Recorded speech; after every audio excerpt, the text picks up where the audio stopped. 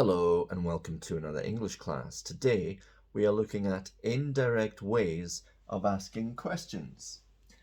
Here's a direct question. What time is it? Okay, normal question, we invert the subject and the verb. What time is it? The indirect question is, do you know what time it is? So we put these back in the positive order. It is 4 o'clock. It is 6 o'clock. It is 7:45. It is 8:15. Do you know is the question element, so we don't invert this. This is not the question. You don't say, do you know what time is it? It's, do you know what time it is? And the end of the sentence is the beginning of the answer.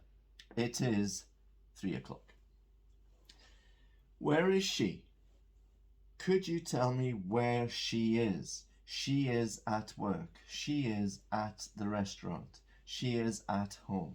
So the end of this indirect question is the beginning of the answer. Okay, it's not, could you tell me where is she? That's wrong. Who is the boss?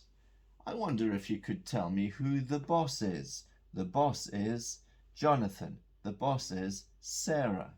Okay? This is not a question, but it's an indirect way of asking a question. You know, the English have a reputation for being very polite. Guys, I wonder if you could tell me who the boss is.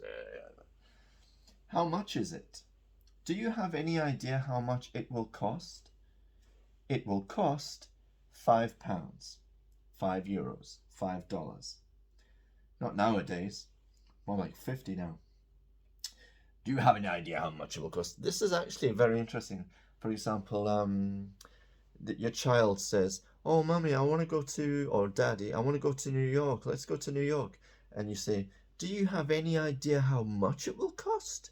So that's often an answer to suggest, are you crazy? For example, let's walk to Granada from Malaga. Do you have any idea how long that will take? Okay.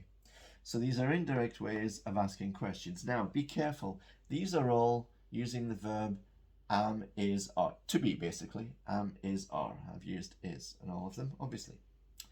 But here, we use does in the question. Do or does. You have to be very careful when you use do or does. We don't repeat the auxiliary in the indirect question. What time does the film begin? Do you know what time the film begins? Not what time does the film begin, okay?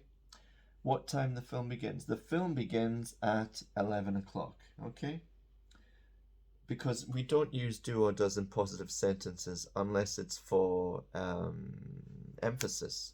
For example, I don't like tea, I don't like coffee, I don't like alcohol, but I do like Coca-Cola.